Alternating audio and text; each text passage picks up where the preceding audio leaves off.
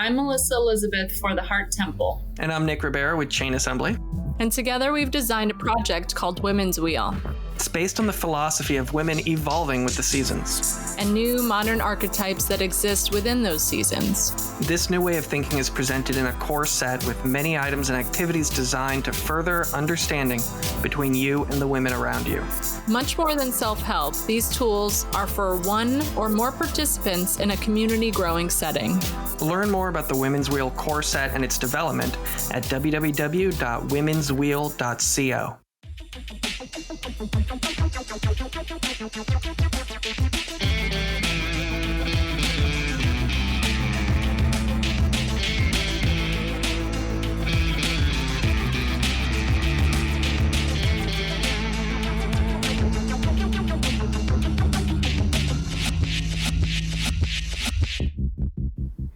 So I have a really special treat today on the podcast. We have Godriguez. Godriguez is an incredible, I guess, digital photographer, scene painter, world builder. If you've seen his work, you'll know how gorgeous it is and how hard it is to describe. So thank you for joining me, Godriguez. Well, thank you. Thank you for that gracious interview or introduction there. So I know I have more recently been meeting you at the TB SOPA meetings. That's the Tampa Bay Society of Photographic Arts, which is headed up by Jose Gomez, who is on a recent episode. But I've ran into you at a few other events around town. I think probably the first one was the Project Dark Arts 2, I want to say. Was the first time I ever ran into you.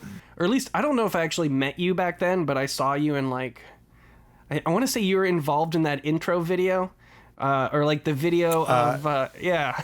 Tell me about that. I was the devil. Well, yeah.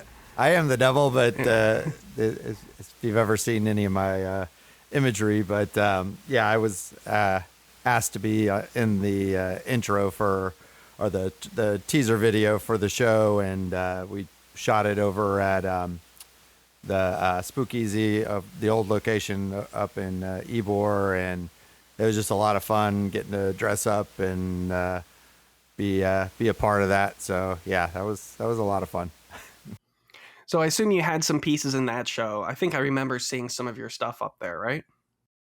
Yeah, I definitely had.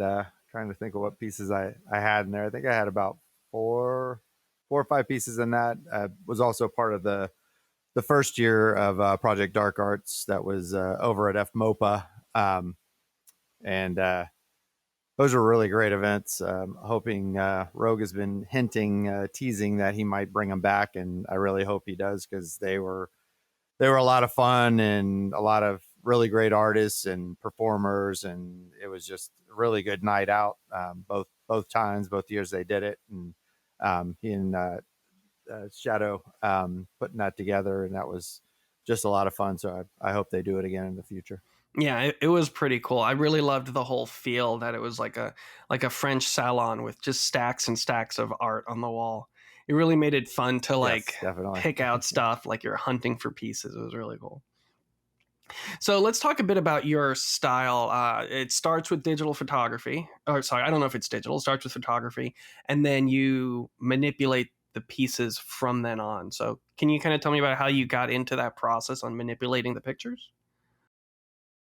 Yeah. I mean, I've been using Photoshop since '96. In fact, I bought my first computer back then specifically to learn Photoshop and Illustrator. Like, that was why I bought a computer. I had never owned one before then, and just started teaching myself how to use it and how to play around in Photoshop. And for the longest time, I would just use stock images. And when I went to art school up in Atlanta, I'd use stock images and stuff for my projects. And then right around, I always jokingly say I got into photography for the ladies, because I bought my first camera when my daughters were born.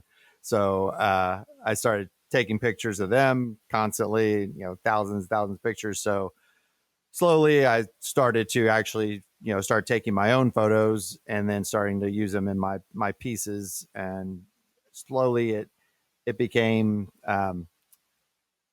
apparent that I was enjoying what I was doing with it. And right around that time, I got involved with G Plus, which is no longer around, but it was an amazing actual platform. A lot of people dogged it, but I met lifelong friends on there and really actually grew as an artist on there and learned kind of how to utilize my imagery to tell stories, which was something I kind of learned in art school with with critical thinking classes. Like it was one of my favorite classes, and it just made me think outside the box. And so when I started doing the photography, I started doing self portraiture, and then figuring out, well, I can use what I can do in Photoshop to tell the story even further. So a lot of my process is, well, first off, it is mostly self portraiture. I'd say 90% of what I shoot is self portraiture, and mostly because a lot of my ideas come late at night and I don't have anyone else around. So I'm the only model. So a lot of times that was out of necessity, but it it allows me also to take the time to really kind of do what I want to do and tell the story, because I can shoot multiple pieces of it and then put it together later. And so I really actually enjoy that part of the process, is getting an idea in my head and then visualizing it and then attacking it in different pieces. Because especially when you're doing self-portraiture, one thing is to think of yourself and how you're going to position yourself, but then sometimes it's multiplicity, where I am multiple times in the image, the final image. So trying to figure out where angles and shadows and things like that have to be, camera angles and all that, and just kind of pulling all that together and then jumping into Photoshop once I have everything shot and putting it all together to kind of tell that final story. So it is sometimes a drawn out process and can take hours of editing, but it's worth it to me. For lack of a better term, as someone who sells art, were you using mediums before you got into the photography as a seller of art? Sort of. My degree is in graphic design. So, but even if you want to go back further than that, back when I was in high school and in bands, I was the one that always did the band's logos and did all the flyers and stuff like that. So I've kind of always been doing art in one facet or another. And then actually, I always said, if I don't become a rock star, I'm going to lean on my art career, and that's kind of what I did. I was probably late 20s, and I realized, that okay, not gonna be a rock star. So made the call and discussed it with my wife, and she and we moved up to Atlanta, and I went to art school up there for art. And like I said, I did my degrees in graphic design. So coming out of art school, I was doing logo designs and things like that. I was doing page layout for companies and around the Tampa Bay area and Orlando, and but also doing animation work. So, and actually, I've been doing animation work for a nonprofit called YU for actually it's probably going on 25 years now. Wow. So I jokingly call myself an accidental animator, because I took animation in my my senior year as an elective, and I really enjoyed it, and actually created this character that became my senior project. So everything was built around this cartoon character that I built and created in my animation class. So everything that was my senior project was all these different aspects of this character and different things that went along with it, CD packaging and all that. So, so that's those kind of things of what I was doing up till I moved back to Florida and started becoming an animator. And I've been, like I said, that's sort of my 9 to 5 is my animation that I do. And it's math animation, which is funny because I suck at math. So, but I don't write the scripts, so I just animate them. So it's, it's just what I do, and I love doing it because it's all nonprofit.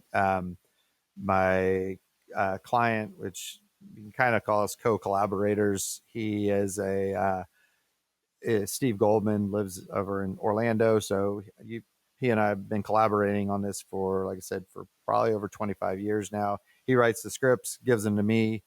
I then do the voice of the character and then animate to that. So I've been doing art in one facet or another for probably the last 30 years, either logo designs or page layout, or um, I also, while I was actually doing the YU stuff, I was also working at the Orlando Science Center doing exhibit design and fabrication, and designing layouts of how uh, exhibits would happen, signage for that, how pieces would look in the exhibit, stuff like that. So a lot of different artistic endeavors.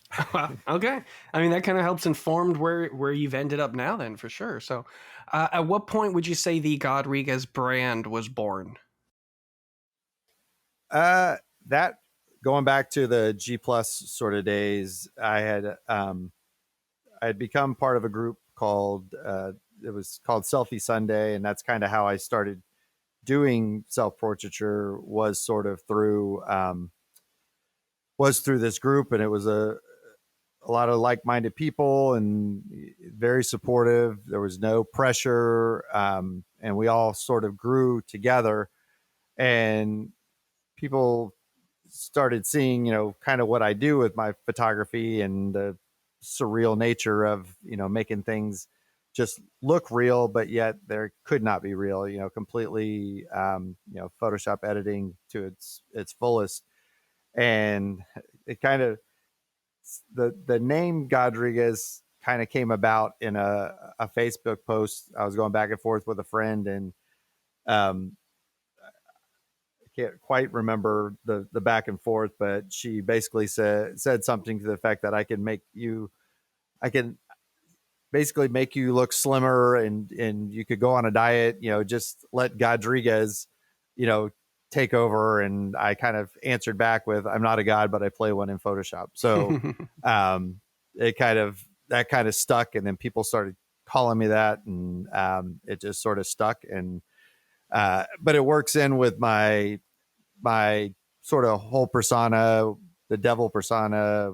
That is another story unto itself, how that all works together actually as well. So if we're looking at it as a brand and you decided, all right, I'm going to start making art under the name Godriguez, uh, were there, like, when you made that decision, were there initial steps you took? I assume like buying a domain, getting an LLC. I guess what were the logistics to that birth? I started that. I think I sort of became a corporation, LLC, probably about 15 years ago, when I moved back to Tampa. Was kind of working freelance for a little while, and decided that was the path I was going to take, was full on freelance, even though I was still kind of working along with the animation stuff. But it kind of there was a little break in there in between what we were initially doing and what we're currently doing.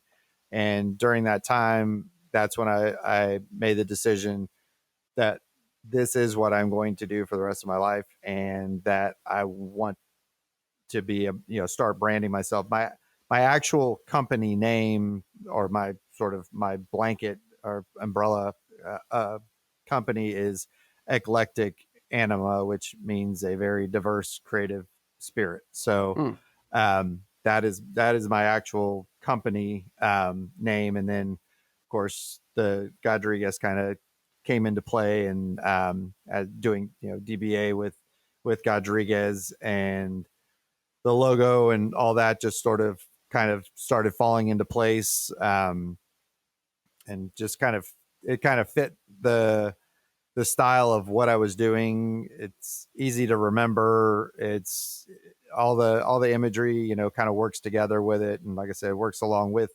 the darker nature of my art. I'm I'm dark, but I'm not.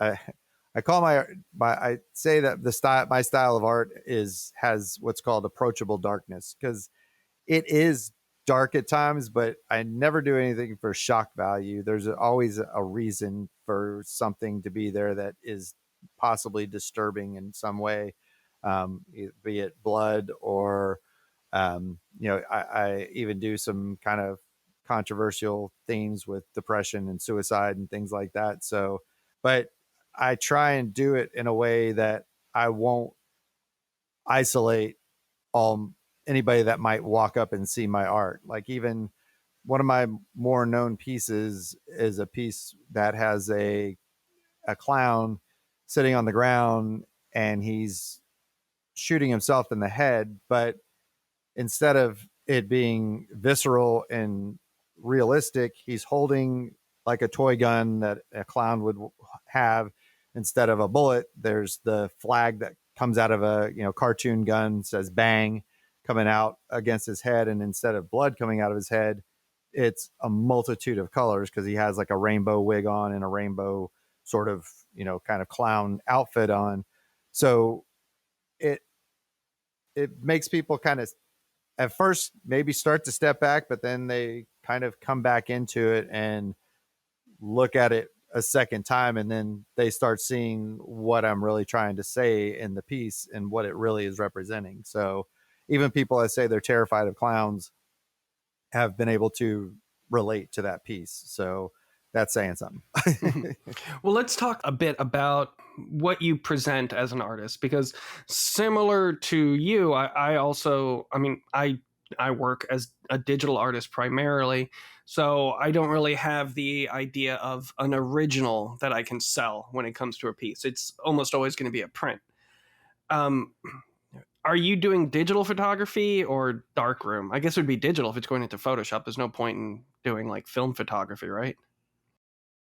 Yeah, I'm 100% digital in that regard. I mean, I had like a, click, cheapo film camera way back in the day, but not that I could ever call myself a photographer. In fact, I don't really consider myself a photographer. It just happens to be one of the tools that I use. Sure. Like, just I just consider myself an artist with a lot of interests and a lot of tools at I have at my disposal, or try and have to use.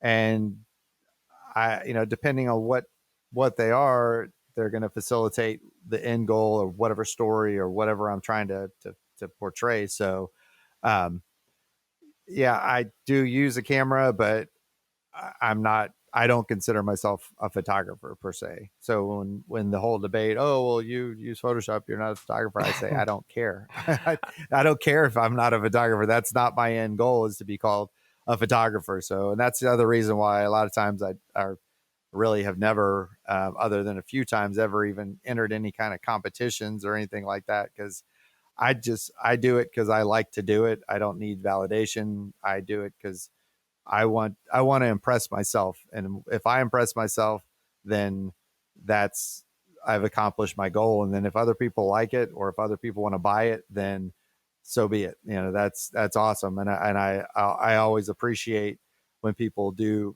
appreciate or find a connection with my art, but that's that's not my end goal when I'm creating, especially my photography pieces. They're a lot of times they might be personal pieces that I just want to just flush out, or they, like, again, like I say, might be commentary on something that I've read or seen, and just trying to work those things out, and just kind of have a dialogue there that is kind of inherent in my work, and storytelling. That's the part that I really enjoyed about creating, is storytelling. Even with my physical pieces, sometimes there is a storytelling aspect to it, but um I love the whole idea of storytelling and being able to portray that. I I totally get what you're saying. Like, it's you have you envision an image of what the ultimate image is, and you can use whatever tools it takes to get to that ultimate image. Whether it be digital painting or photography or a mix thereof. So when I first started going to those TB SOPA meetings, one thing I found, maybe not refreshing, but I was very nervous going into the first meeting. Like, I've never done film photography. I only have one camera. I barely know the difference between an f-stop and an ISO. And it felt really nice to know that everybody else was using Lightroom too. So I'm like, okay, good. Oh, yeah. So this isn't like a very stodgy group. So that made me feel a bit more comfortable there. I mean, I still I still have to constantly look at this printout I have to remind me how to get more light in and keep the background blurry. But I mean, so that's just one thing I really liked about that group, is that, it's a lot more open to using the digital tweaking of photographs. Yeah. Absolutely. Yeah. So, Well, and that's what we're about. Yeah. so Exactly. when it comes to, I guess, the quote unquote products that are being created by Godriguez, is it 9 times out of 10 a digital print? Uh, if it's going in a gallery, then yeah. So I don't, in that regard, I guess, yeah. I mean, I have to use some kind of a print lab to get myself printed. I don't do it myself, or any kind of any kind of darkroom process. It's all digital from pretty much start to finish, and then mounting and all that fun stuff. But yeah, when it comes to, but even with my physical art, a lot of it, some of it starts off by hand, drawing it out, sketching it out, and then it evolves to the computer, and then the finished product may or may not be, with the assistance of a tool that's creating it. Sometimes it is, sometimes it's not. So a little bit of everything kind of going on there even. So if you're generally selling prints, are there other income sources for the business, like stock photo licensing or commissions, or is it really just you create a piece and then sell prints of that piece? I mean, I sold, I have sold prints before. It's not something I push, other than in actual gallery shows, like the Mhm. shows, the TV SOPA shows that we used to do. And I've, done some other gallery shows now, starting to show over in St. Pete at Five Deuces, and actually have a show coming up next month in Lakeland. And so most of the time, the end goal is for gallery shows. I'm not, uh, even though I do have prints available, some on my website, although I've kind of even changed that direction of that. And don't really have as much available right now, only because I'm still trying to find a vendor that will work through my Squarespace, that I like the quality of what they're producing before. I had Smug Mug for years, and they use Bay Photo, which I love and always enjoyed, and it worked right through their site. Whereas now with I've switched over to Squarespace, to a dedicated, actual website, with not so much just photography, where I've got other things I can offer. I haven't quite found a vendor that I can kind of auto facilitate prints with. So until then, I kind of, if someone wants something, I'll make it available to them, or maybe I'll do, I'll order it directly, from Bay Photo, just because I've always enjoyed their quality, and they've done me good in the past with different orders, and gotten things for me when I needed to. So I am not endorsed by Bay Photo, but they've done me good. They've got me done. Yeah. So I've been wanting to work with MPix, but I've also not wanting to work with them, MPIX, because they offer white label printing. So you upload the file, they print it, ship it out, and put your company name on the return address. So it looks like it came from you.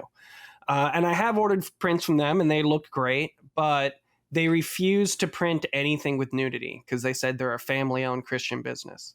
So I'm pretty sure they won't want to print your stuff. No.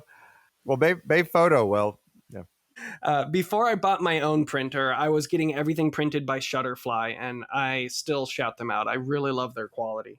But I do wish they had some type of dynamic integration with Shopify stores or Squarespace stores or even white labeling. Unfortunately, they don't. So, Yeah. so let's say you're making a piece to hang in a gallery. Do you not consider that a print? When you think of a print, are you thinking more of like a whole stack of things that customers flip through? Like kind of what? No, No. I would, yeah, I would consider that a print. I mean, usually it's a dedicated print, that I, depending on the show, if it fits the theme of the show, then if I don't already have it on hand and, from before, then that's something, I'll print specifically for that show. So yeah, I would consider them prints, because with digital, everything's a print. There is Right. no original. There is no original unless you buy the NFT, but which I was doing. I was doing NFTs for a little while there, about a year and a half, maybe 2 years ago, and I actually sold quite a few pieces and was doing actually pretty well with it. And it just got to be a lot to keep up with, because you really got to kind of hustle and be there every day trying to get your art in front of people. And most of it worked through Twitter, believe it or not.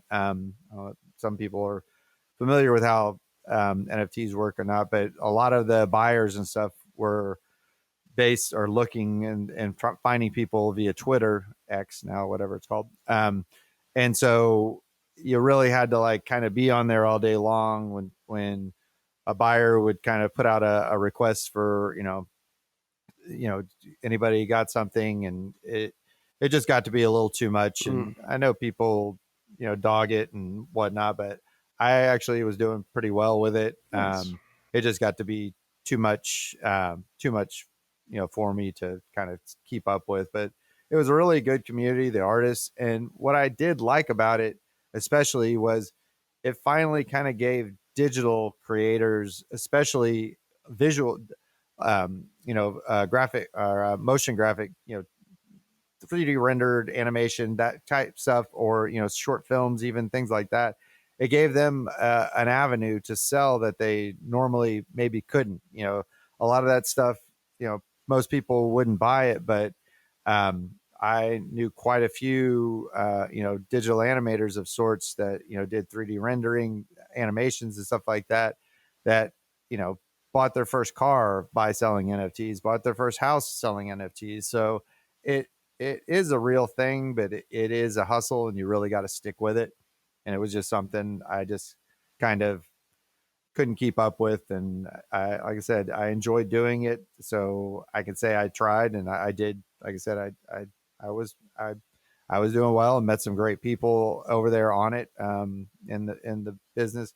And, people dog it and say, oh, it's money, it's laundering and this and that. Well, that's been going on in the art world forever. So it's nothing new. I mean, that's, a lot of, galleries and stuff in the world. That's a lot of what they do is just that, they hype it up and pump and dump and all that kind of stuff. It's the same thing. So it really is no different, just in a different format. So I turned my first tarot deck into NFTs. Each card is a different NFT.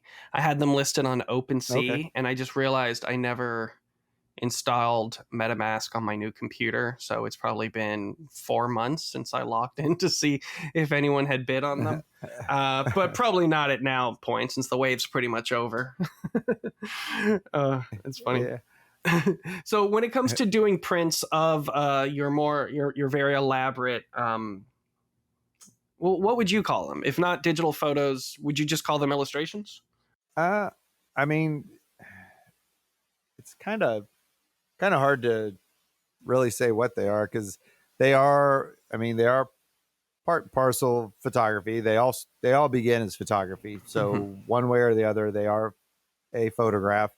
But then, there is manipulation in Photoshop with editing, but also, even on top of that, I, for the most part, do sort of paint or, accentuate things by painting in Photoshop as well, or adding elements that weren't there before. Like, 90% of the time, if there's, blood in one of my photos, it was never there. I painted in after the fact. Or makeup. I generally shoot. If I'm going to do makeup, a lot of times I'll just shoot with white face makeup and then paint it in afterwards. I'm just it is a sort of a conglomeration of a lot of different elements. Like it's almost mixed media if you want to think about it. Okay. Yeah, it's a good Digital point. mixed media, I guess, would be a good way to say it. Yeah. All right. So let's say you have a digital mixed media piece that's going to a gallery. Are you planning on making that a one of one? Do you not limit it? Do you not even worry about that? Do you have a plan for that? Yes and no. um, I I started for a little while doing limited runs, and uh, I kind of didn't like it. Thank you. And I've kind of I backed away from it. Yeah. Because originally I didn't. I just put them out there, and then I started having people, request, can they be this be a numbered series? When they went to buy it, and I started. I kind of ebbed into it a little bit. And the last couple shows I did that, and I kind of regretted it in a way because actually there were, multiple people that really wanted certain pieces that I had. And now what I ended up doing, because I had originally had it as a one of one, is I actually did present them in different ways. So there was a one of one that was a print that was in a standard frame, then one that was a metal print, and then there was one that had a special edition frame that had, actually the original one that sold had a special frame that I made that actually had sand inside it. So the image was of myself with a hourglass in front of me. The hourglass is dripping down and almost running out, but at the same time my face is being half blown away, like my face is dust flying away, and you can see my skull underneath it. So it's kind of a sort of commentary on the time and how things eventually all turn to dust. And so the first frame that I did, because it was a surrealist show, is I actually thinking of something, what would Dali do? And so, because I love Dali, so I made a frame that was, I embedded the actual print within acrylic. So it was layered within acrylic, but then inside the frame, it was a shadow box frame. There was actual sand in the frame that you could turn the frame sideways and it would flow back and forth in the frame in front of the piece. That's so cool. It was as if the sand came out of the picture and fell into the frame. So, but then more people wanted it. And so I made some other additions that weren't that edition. That one was actually very specific and special. But if I do limited runs, it would be like that, like like each one would stand on its own, even though it's multiples of the same print. They are each one a limited edition, how they're presented. So if I do go back to doing limited runs, that's how I would approach it. So I guess generally most of the time then you would just call them open editions.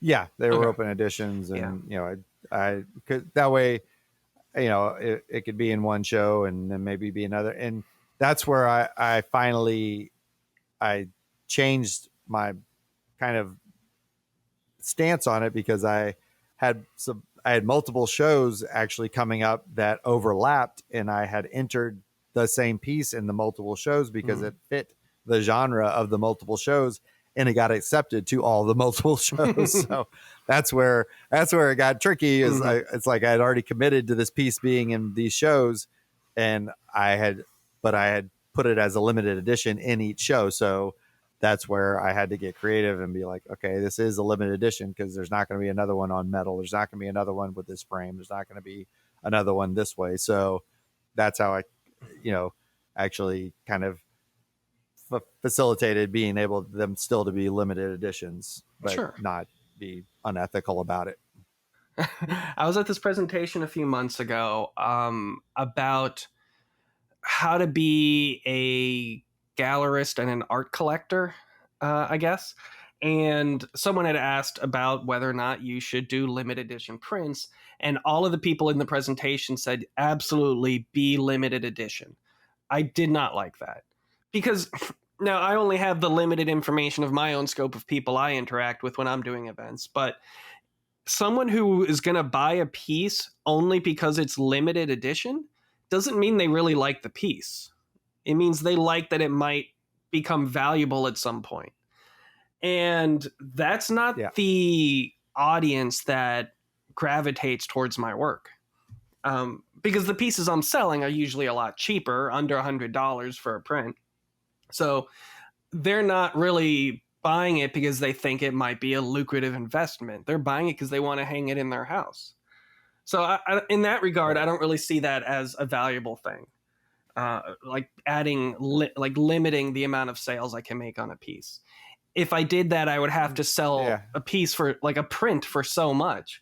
And one thing I'm always saying that I love, and one thing I always bring up a lot on this podcast is that I love the idea that as an artist, you can spend 5 hours on something and sell it 1,000 times.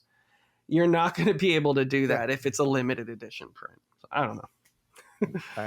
I agree, and that's kind of how I kind of see it too. Is I don't really want my art to be limited. I want more, I want people to be able to enjoy it. And if, multiple people enjoy it enough that they would want it in their house, then so be it. So that's why I kind of recanted on doing, limited editions per se.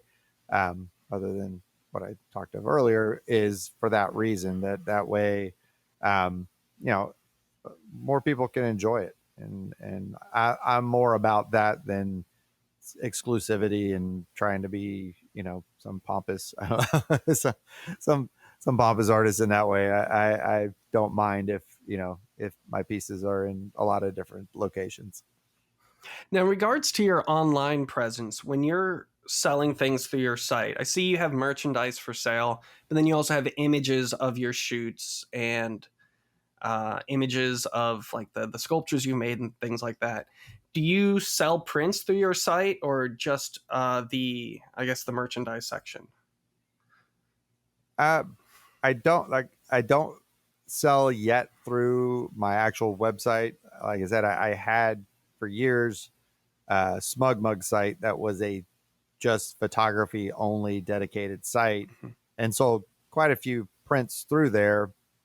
Like I said, they used Bay Photo, so I loved it. And if I can find somebody that kind of can give me that quality that I can connect to my Squarespace account, then I will do that. Now, what I did do, or what I do through my sites, is I only sell up to a certain size, even when I had my Smug Mug site. And that way, the larger prints are the ones that I print for galleries. So when I do gallery shows, so anything up to, I think I had either 8x10 or maybe it might have been the next size up, I would sell on my website. But then anything bigger, like 16, 20 and above, you would have to basically be in person, Right. see it in a gallery. So it did, in a way, that kind of kept it limited, if you want to think about it, but it wasn't unattainable. So you could still get that print. You could always call up the gallery that it's going to be in and buy it, and they could ship it to you, even if you couldn't make it to the show. But that was one way that I kind of kept the two separate, where prints up to a certain size, so were limited to just the website, and then anything bigger were specifically for the gallery. I did have a few times that people made a request to get something larger printed, and I did make some exceptions, but generally I kept it that format. Yeah, I mean, it's also just the logistics of it too. It's a lot easier to have a large format print that you're going to frame and take somewhere in person than try and ship it to somebody. And then same thing, they're going to, if someone's buying from your site and having it shipped to them, they probably don't want to pay an extra $100 for shipping because it's going to be in a large unwieldy tube. and they'll pay for frames and stuff also. Now, with the events that you've been, like the markets and things you've been doing a lot more of lately, have you noticed better movement of your prints in a physical setting versus an online setting? Uh, I I mean, I've sold prints at some of the markets. It's not something I push. I have a bin with smaller prints actually, with just 8x10s, pre-matted 8x10s, and I have actually sold a few at the markets, but it's not really my push at the markets. It's more of my physical art that I'm kind of producing, Mm. as opposed to the my digital arts per se. So speaking of those, like looking at your Pinhead Grogu statuette, for example, is that a 3D model that you printed and got made into like vinyl toys?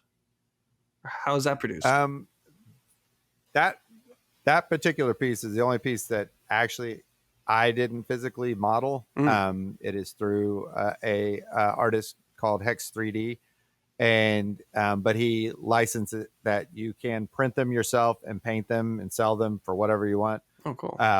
Through his he has a Patreon site that you pay monthly, and if you stay up to date with your Patreon, you have full rights. He has thousands of models, and they're all amazing.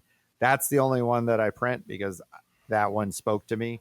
Mhm. So, but everything else on my website, everything else that I sell is 100% stuff that I've created. But the Grogu is 3D printed, 3D resin printed, and then all the nails are hand put into his skull. Those are real little nails, and then I hand paint them up and put a little felt on the bottom, package them up nicely. So, but my my Gothic fairy doors, that's my creation. My spines. I've got a new thing coming out that I'm going to be premiering at Spookala next month.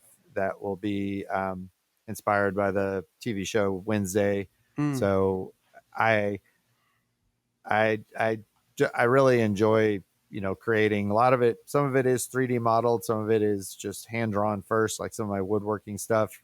Um, I sketch up and then bring into the computer to create a nice clean version of it that then I can create either tool paths for my CNC or for my laser cutter and stuff like that. So it's a little bit of the traditional with the digital, or high tech, so to speak, but everything gets hand finished. So all the painting, everything gets a personal hand touch, finished when I'm kind of done with everything. So there's hands in the process. No, I absolutely get that. Like that was the same with me. Like when I was starting, I was like, all right, I'm gonna put my art on earrings. I'm gonna put it on keychains. I'm gonna get wristbands made, and I started to over the course of it figure out what worked for me, what didn't work for me, what was worth the effort, what was not worth the effort. Some of these take way more effort than others. So it's a really fun discovery process. Yeah, definitely. And one thing that I struggled with too was having too many different types of things in a booth at a market. Because again, this is something I bring up a lot on this podcast is someone walks into your booth and they want to be able to say what you are and what you do in one sentence so that they can use that as a way to understand everything they're looking at. If they can't decide what that Right. is in 30 seconds or less, then they're going to leave because it's not worth them trying to figure it out. So exactly. Your stuff that you have is all very thematically aligned. So even though you have necklaces, planters, prints, it all still fits thematically. And it also helps too that you're wearing a costume. That kind of helps with the branding. Do you ever get, I guess it's probably a silly question, but do you get confused looks as people walk in there? I guess you've been doing a lot more themed events too. Yeah. And that's the biggest part of it, choosing your audience. I do see people that do markets and stuff, and they in some of the like 3D printing groups and things like that I'm with, and bitching and complaining that, they don't get sales, but they're doing these little weekend farmers markets. Mm-hmm. Like, do you really think they're going to buy these, horror themed pieces at a mom and pop farmers market? No. So it's like you got to know your audience, and I am very conscious of the events that I have chosen to vend at, and that's helped me establish myself kind of kind of in the industry. I've been doing it. Actually, August, the Tabernacle Oddities was my 1 year anniversary, because the Tabernacle the previous year was my first market. So I've only actually been in the market, game, so to speak, for little over a year. But I mean, after I did that first one, I knew that I wanted to be doing it. And so I started seeking out, what are other ones like this? And of course, I tried to get into the big oddities market that is coming in November, the traveling one. And, was not accepted, but but they have such a list of people that have done it before. They get first pick, of who gets in, or who wants to be in it. So, but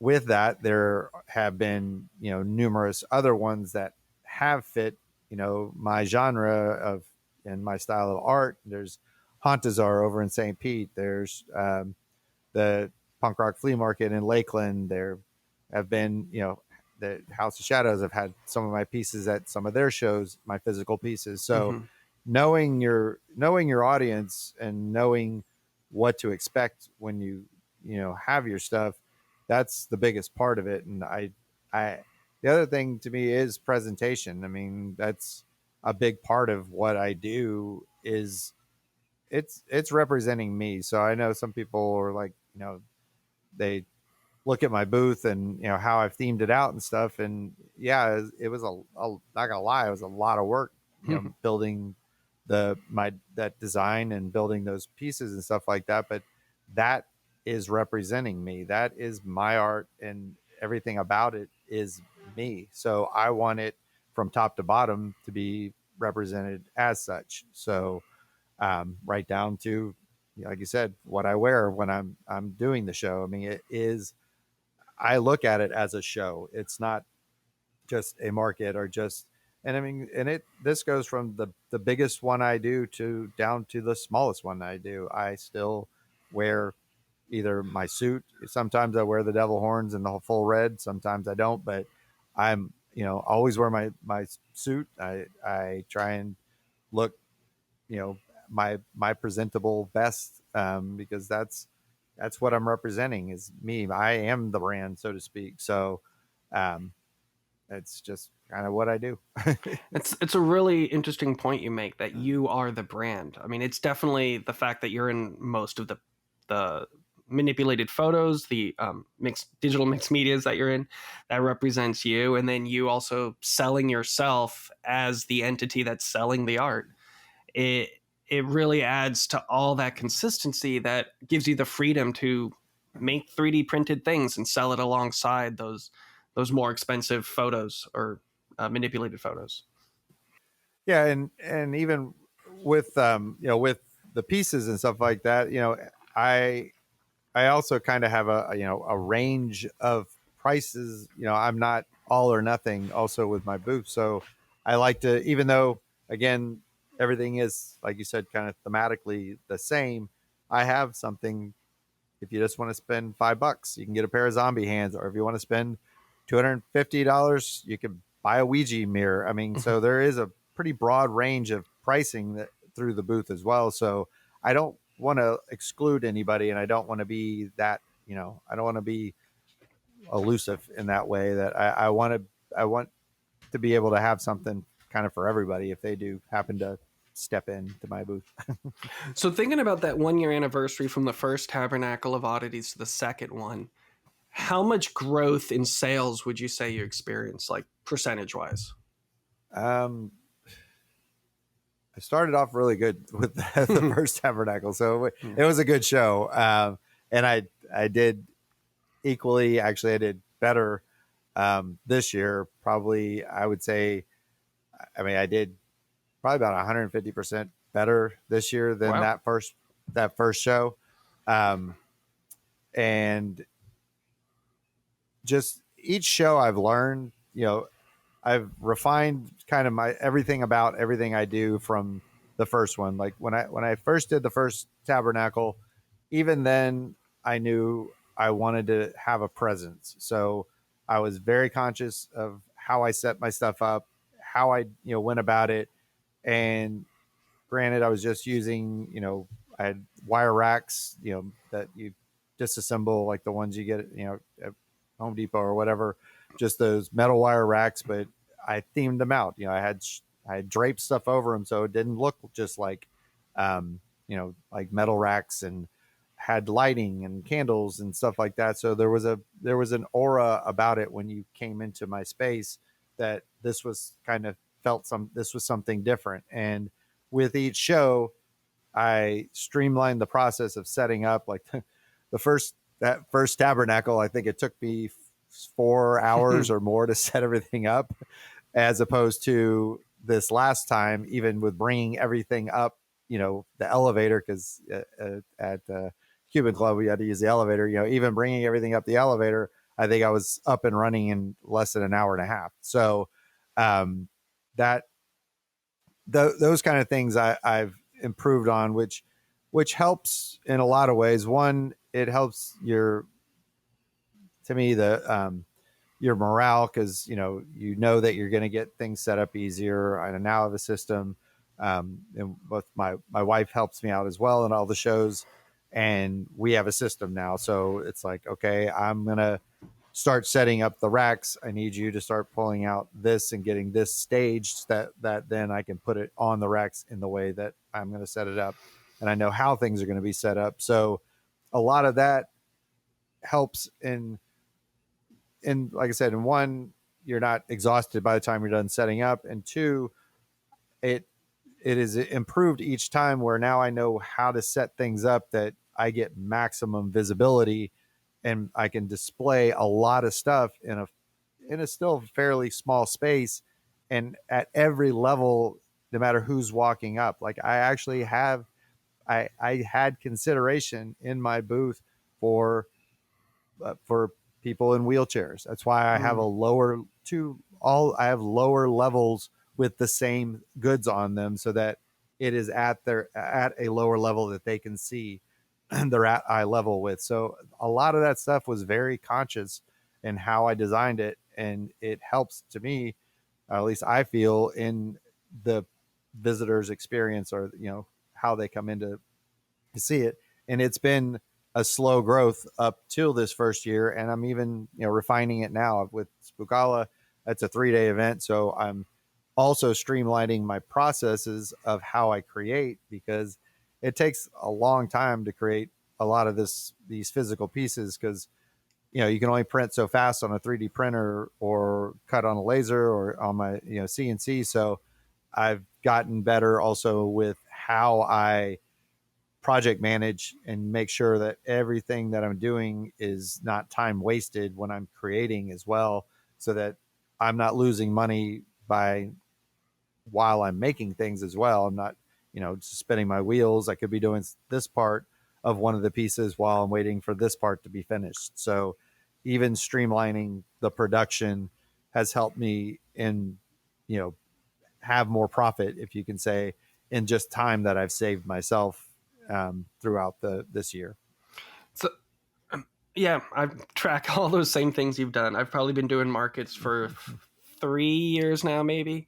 I have a spreadsheet where I track what I paid for vending fee, the date, the name of the event, how much I made in cash, how much I made in card, and then I kind of sort them by value of that, so that if I ever need to know if I want to do something that I did last year, I could take a look at that and be like, oh, it looks like it wasn't that great. Not going to worry about it. And since I started doing that, I've been able to really weed out the events that have been, I don't want to say wastes of time, but wastes of time for where my business is now. Because over the last few years, like my percentage of income has relied less and less on markets, and has relied more on Kickstarter and crowdfunding projects, which has freed me up to focus more on the markets that are guaranteed to be lucrative, like that Tabernacle of Oddities. And so when you can spend more time focusing on those fewer, better markets, you're going to end up showing with a much better presentation. Yeah. Nope. I absolutely agree with you on that. But in that, I've gone into some shows and just thought, oh my God, why did I agree to this? Oh. This, somewhat, and then I get there and I almost sell out. I mean, you just never know. And you never know what is going to sell. The things that you think, these things are going to sell so well at one show, they don't. And then the next show, that's all that sells, or, you sell, like I have, these little coffins that I make, and they've been moderate, sales. I have sold some, but then the last couple of shows I sold like 10 of them. And, out of nowhere, all of a sudden people were buying them. So it's like, you never know, as much as you can try and strategize it, there just still depends on who walks in front, who happens to be there that day. You just absolutely don't know.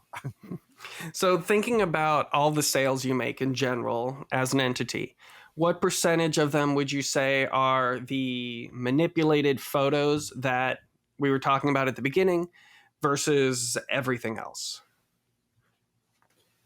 Pretty much everything else. I mean, my animation is without a doubt, that's my salary. I mean, that's I don't have to do any of this other stuff I mean, that is my sort of bread, that's my salary.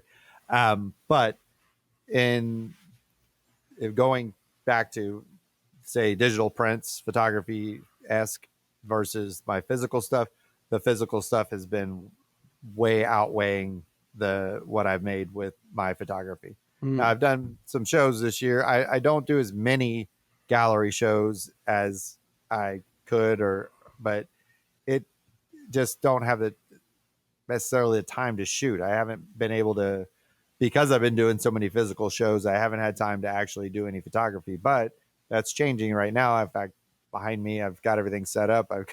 I have to get some photography done because I have three new images I have to create before, and have printed and everything before Friday the 13th on the Superstition show that I'm doing. I'll be at Lakeland. that show. So awesome. Yeah, that's going to be fun. I can't wait, but I've got three photos I got to actually create and get sent to the printer, so I can get them back and framed and all that good stuff.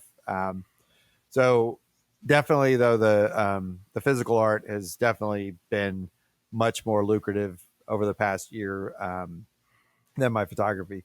I have sold, like I said, at some of the shows that I've been a part of, sold quite a few pieces, prints, but definitely the physical stuff is way outweighed that.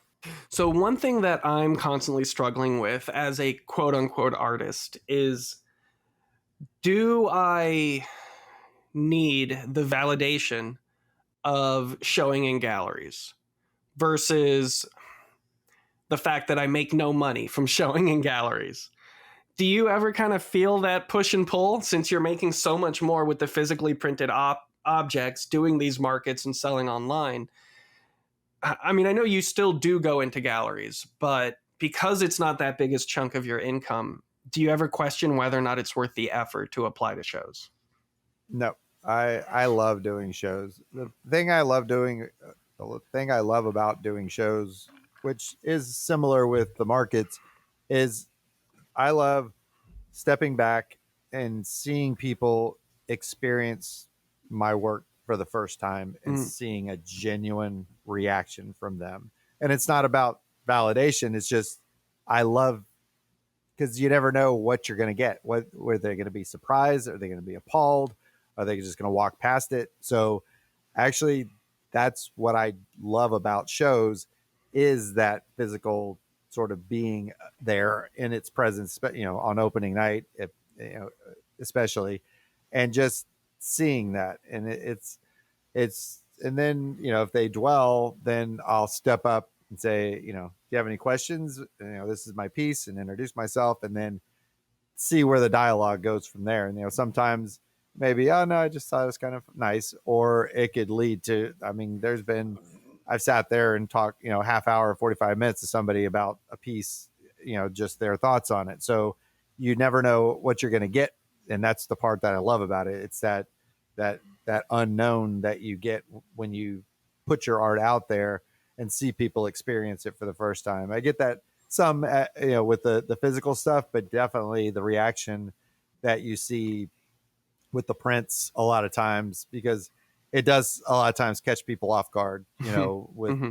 some of my art that they do. You can you physically see them kind of, step back a little bit, like, whoa, what is this? Especially if it's in, depending on the setting and what's next to it. So to me, it's worth entering shows. And again, it shows that I feel my art will work with, the themes of the show. I don't just enter every single, submission, call for, submission that's out there.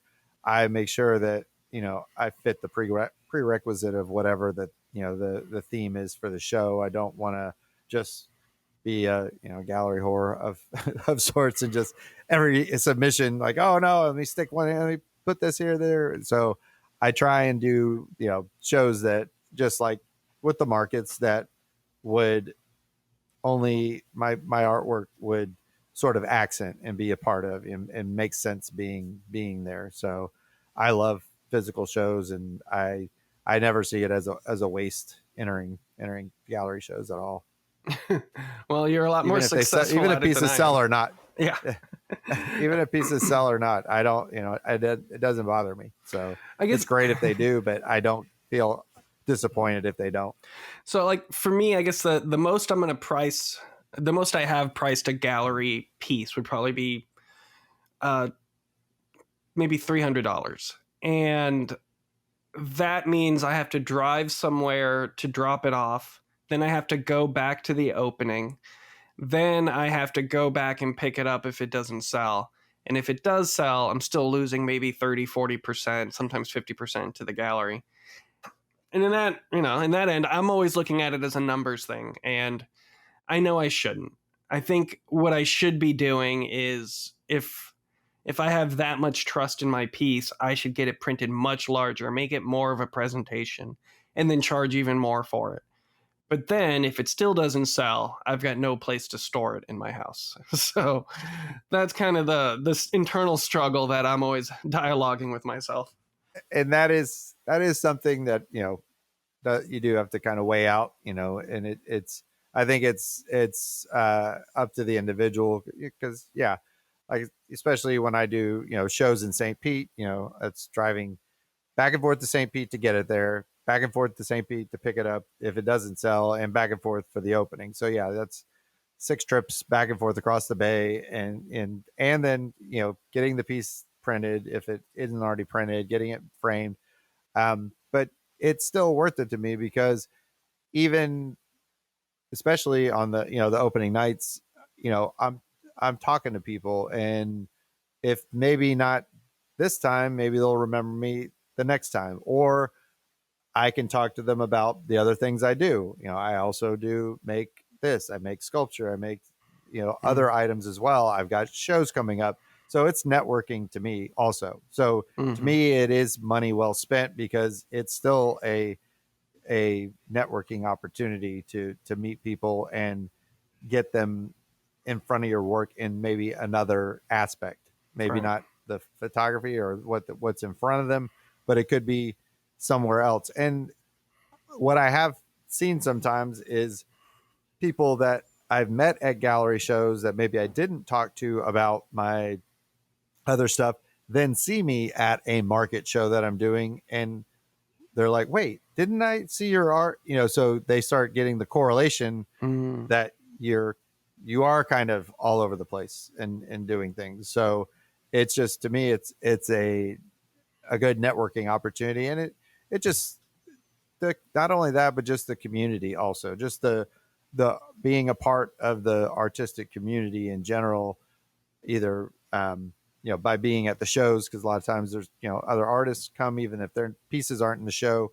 and you just it kind of harkens back to band days. When I used to be in bands and the music scene, you go see other people's bands, you go see other people's art. It's kind of the same thing, and you support each other, and it's just that supporting each other of kind of being a part of it, and you hope that if you see them at your show, that they're going to tell people about it. So and in fact, I've had other I have other artists that promote the markets and shows that I've had, that I see them sharing my post. So it is about the community also, and just keeping your name out there and just getting it out there.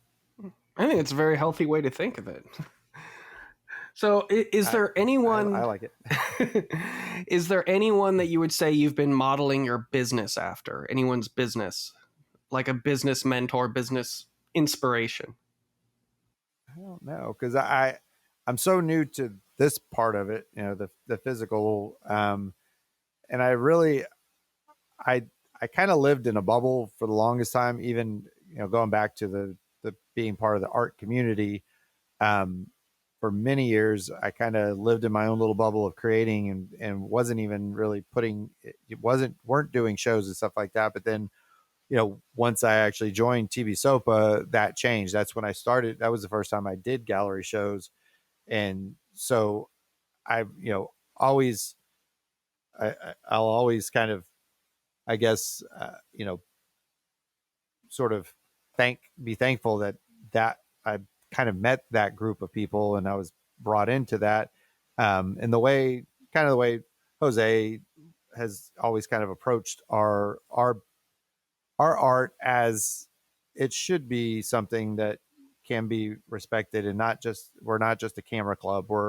We are artistic photographers that we enjoy our craft. And so I guess in a way, I really like the way he had modeled, when he really opened House of Shadows and stuff like that, the way that it it had a very kind of common feel to it. There was a continuity to their advertising. There was a continuity to their how they promoted things, how they did things, the look of things. So that in a local sense, I would say I'm close in regards to how he and Annie came about with House of Shadows. So on a grander scale, I I don't know. I really kind of just been doing what I would want to be doing with, as far as branding and stuff like that. A lot of it, came about from